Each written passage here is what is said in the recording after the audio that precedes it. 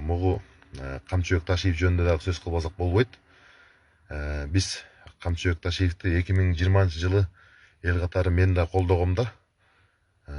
Ушундай бир Садыр Жапаров экөө жакшы тандем түзүп президенттин ишеничин аткарат деп баарыбыз Кыргызстан боюнча колдогонбуз, чынын айтыш керек, акыйкаттык. Азыркы учурда ошол ишеничтин баарын пайдаланып, канча деген бизнесмендер тоноп Ташиев жада калса мынакей түрмөдөн өлгөндөрдү, мынагу Камчы Көлбаевдин өлүмү боюнча бардыгы ушул Ташиевдин колунда, тиги мойнунда болот. Бардык ишич. Анткени азыр тонолгон бизнесмендер, Кыргызстандын өзөгү болгон салык төккөн, мындай өтө көп миллиард деген, миллион деген сом салык төккөн бизнесмендерди кайра кустуруп апарып камап алардычы, Ташиевтерчи, УКМКсы менен чогуучу. Эми мындай бир чоң бир бандитский жизньди алып келип койду да Кыргызстангачы. Ташиевден чындап эле кутулганыбызга Кудайга 1000 мертеге шүгүр айтабыз да.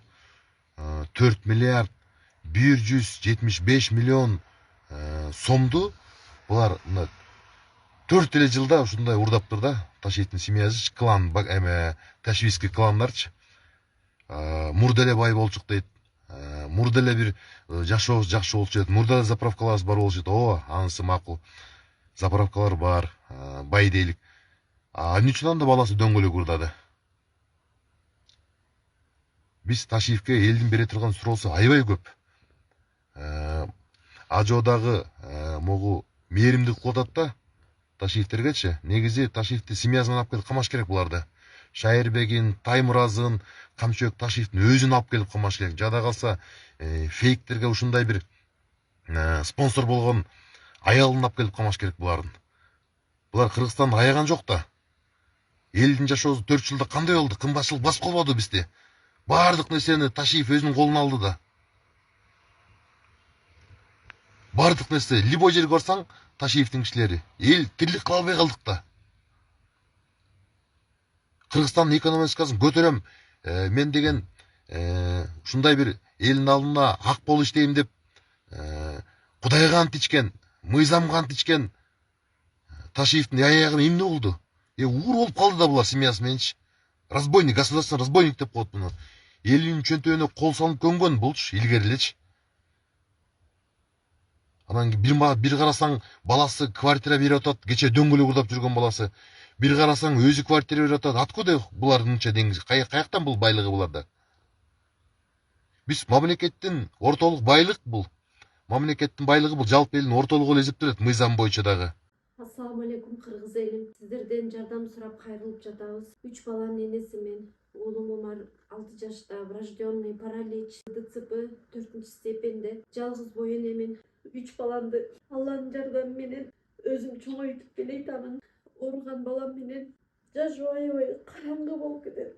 Балам тырышып ооруса жан дүйнөм, менин денем тырышкандай кыйналамын. Суранамын кыргыз элим.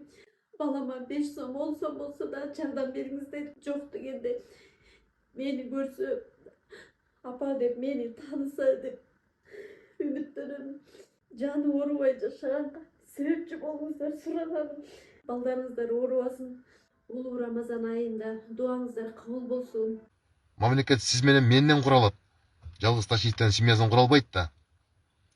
Урматтуу президент, Ташиевден генерал-полковник деген званияны алыш керек. Бул генерал-полковникке тактыксыз. Бул даже мындай айткан солдат дагы эмес. Форманы кийип алып, ОПГлар жасап алган, мындай кан ичкен бир руководство болду десем жаңылбайм Ташиевди. Анткени кайсы бир бизнесмен болобу, башкы болобу, Ташиевтерге аябай мындай эме көп да. Жалп көп көрүп атасыздар. Азыр 2000ден ашык эме деп атат, арыз түштү деп атат. Бул Ташиевдин мамлекеттик сыйлыктарын баарын урматтуу президент кайра аркага кайтарып алыңыз. Бул мамлекеттик урурлуктан кармалды. Булардын Ташиевтердин жанында Раим Матраимов жөн эле 1 сомдук бомуш болуп калды. Бомуш. 12 миллиард биз райымды миллион дейбиз. А бирок райым буларды болуп аргумент тоногон жок да. Бирөөнү камап, бирөөнү сабап, өлтүрүп. Уже Ташиевдин колу кан. Буга генерал деген чын буга аябай мындай туура келбеген иш да. Ташиев генерал полковник болгон эмне кылды?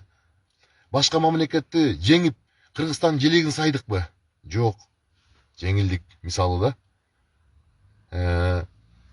Камчы Көлбаевди өлтүрүп мамлекетке төгүп атам деп бардык унаалардын баарын бирөөсүн Эдунун акеси алып, бирөөнүн дагы бирдеке алып, ушу өздөрү билип алганы көрүнүп калбадыбы?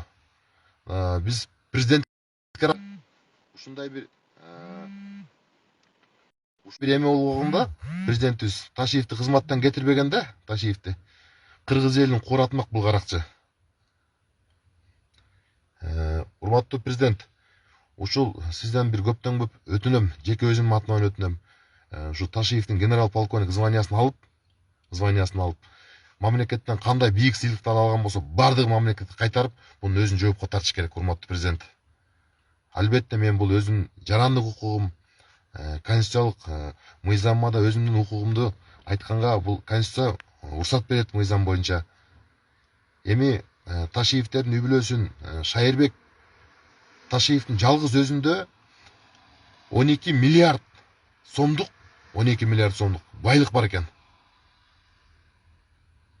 12 миллиард. Бул деген мындай айтканда 2-3 областтын бюджетинен көп да. Биздин Кыргызстандычы. Мурда Шайырбек ушундай байлыгы бар беле Шайырбектин. Шайырбекке бере турган суроо аябай көп. Шайырбектин мурда ушундай байлыктары бар болсо, эмне үчүн ошол убакта Шайырбек ушинтип элге ачык айткан эмес? Ошол 2015-2020 жылга чейинки байлыктарын.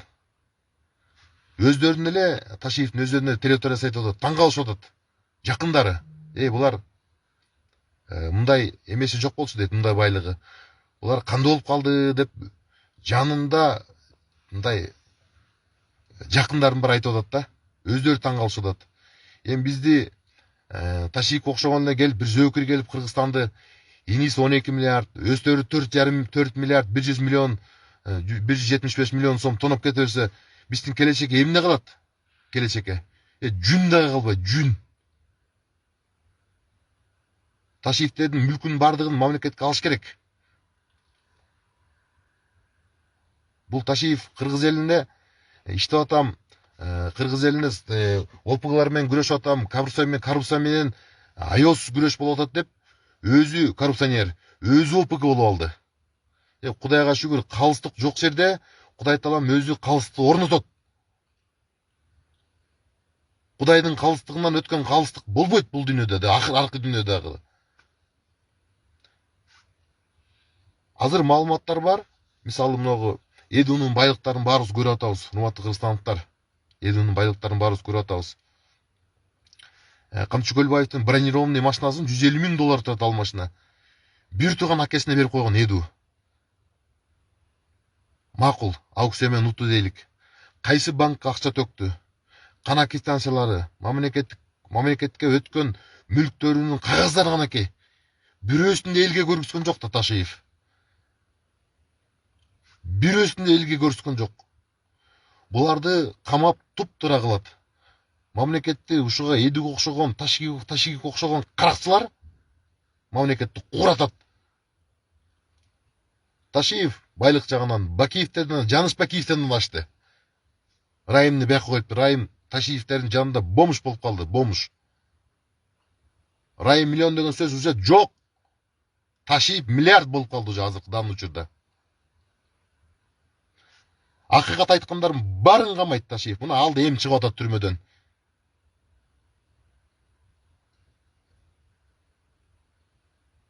Эл уже мындай Ташиевке тойгонбуз да. Уже дудукта сүйлөшүп калдык. Бул чечет, анан бул чечет, анан бул чечет, тиги чечет деп дудукта сүйлөшүп калдык да.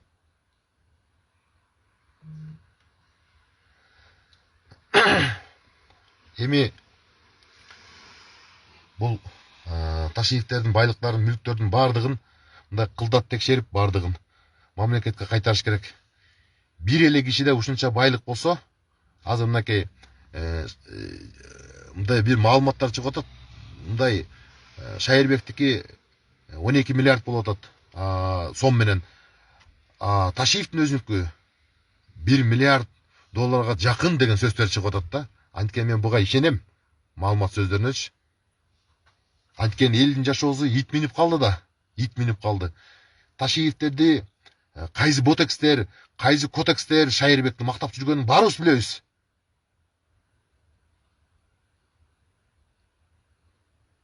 Ташиевдерди фейктер мактап жүргөнүн билебиз, бир 10 чакты ботекс мактап жүргөнүн билебиз. Конченый 5000 сомго арзандар. Булар ошо ботекстер менен саясат жүргүздү да, бизди мактап тургула деп кичине тыйын берип коюп, ал ач курсактар ага макул. Главный курсагы тойсо болду.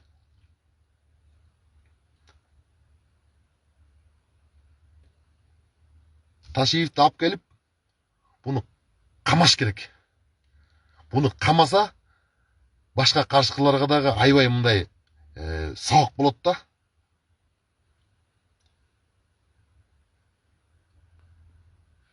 Эч мындай акыйкат айтканды, бир аз бир пост жазып койгонду, аркасынан куугунтап, материал топтоп, аны алып келип камап, сотторго указание берген бардыгы мага саясий камактардын бардыгы Ташиевге тиешелүү.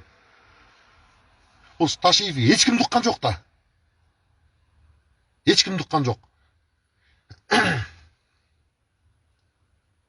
Ташиевдин кылган иштери бул саясий тарыхта кандуу кол саясатчы болду бул. Ташиевдин колу кан. Түрмөдөн, СИЗОдон мисалы 3 киши өлдү. Арстан Алай өлдү, жана банктын зам директору өлдү. Берки Казакбаев өлдү түрмөдөн. Алардын бардыгына бирөө жооп бериш керек да. Ташиев бардыгы мен мойнума алам дебеди эле. Мыйзамдуулуктун бардыгы мыйзам негизинде чечилет деп, мамлекеттин казынага кол салгандар колун сындырабыз деди эле го. Ташиевдин колун сындырмактыгы, бунун колун чөркадан өткүзүп жибериш керек, мындай эле манту турган чөркадан.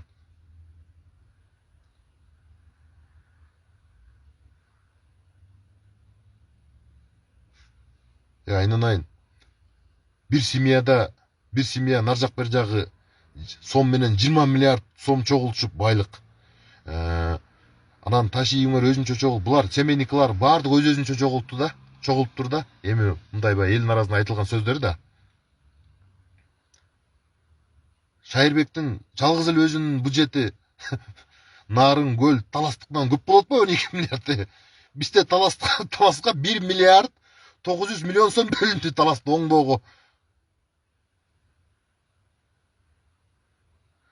Ташиевдин алып келген кадрларын бардыгын текшериш керек. Булардын бардыгы эле мындай мурда бейбатчылар болчу. Буларды билебиз да, биз мындай сыртынан тааныйбыз да.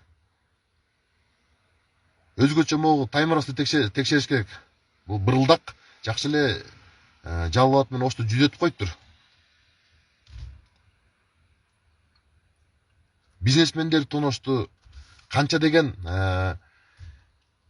салык төккөн, элдерди жумуш менен камсыз кылган бизнесмендерди тоноп, аларды апарып камап, өлкөнү ушинтип өнүктүрдү Ташиев.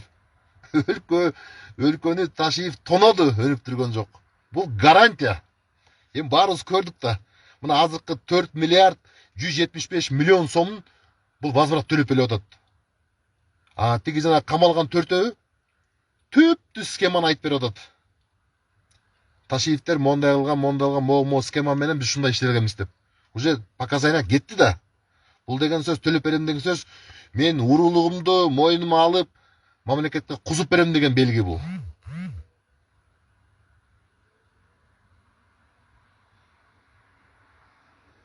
Ошол учурда эмнеге айтпайсың Ташиев деген сөздө? Мыякта бир көкмейлер бар да. Ошол учурда айткан менен менде эмне пайда эле? Көлбаевди өлтүрүп койгон Ташиев мени өлтүрө албайт беле?